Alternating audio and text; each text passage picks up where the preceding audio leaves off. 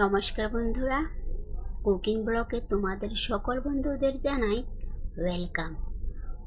আজ আমি বাড়িতে বানিয়েছি ডিমের পাকোড়া, তাই আমি তোমাদের সঙ্গে শেয়ার করলাম।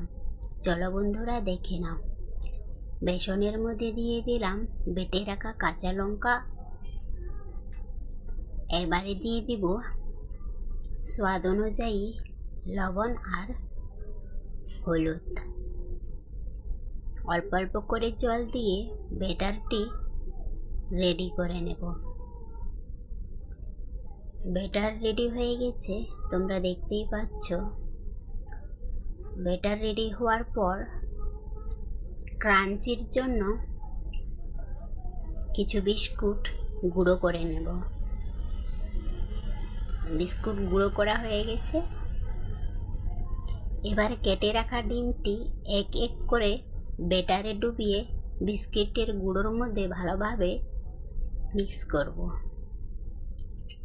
গুঁড়োটা যাতে সাইডে সাইডে ভালোভাবে চিপকে যায়। প্রত্যেকটি ডিমগুলো ভালোভাবে মেখে নিয়েছি।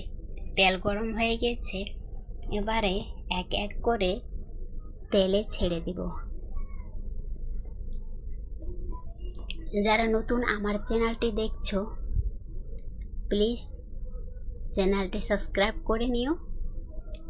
যখন আমি নতুন ভিডিও আপলোড করব, তোমাদের কাছে নোটিফিকেশান পৌঁছে যাবে।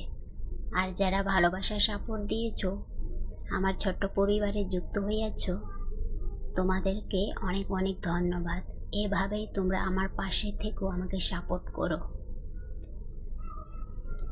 উলট পালট করে ভালোভাবে ভেজে নিয়েছি। এবারে প্লেটে তুলে নেব। সেম এইভাবেই পরপর করে সবকটি ডিম ভেজে নেব।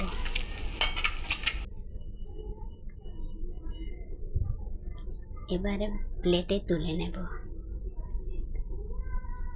দেখো বন্ধুরা, কত সুন্দর ক্রিসপি, দেখতেই সুন্দর, সেভাবে খেতেও দারুণ লাগবে।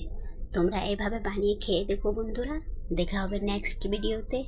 টাটা।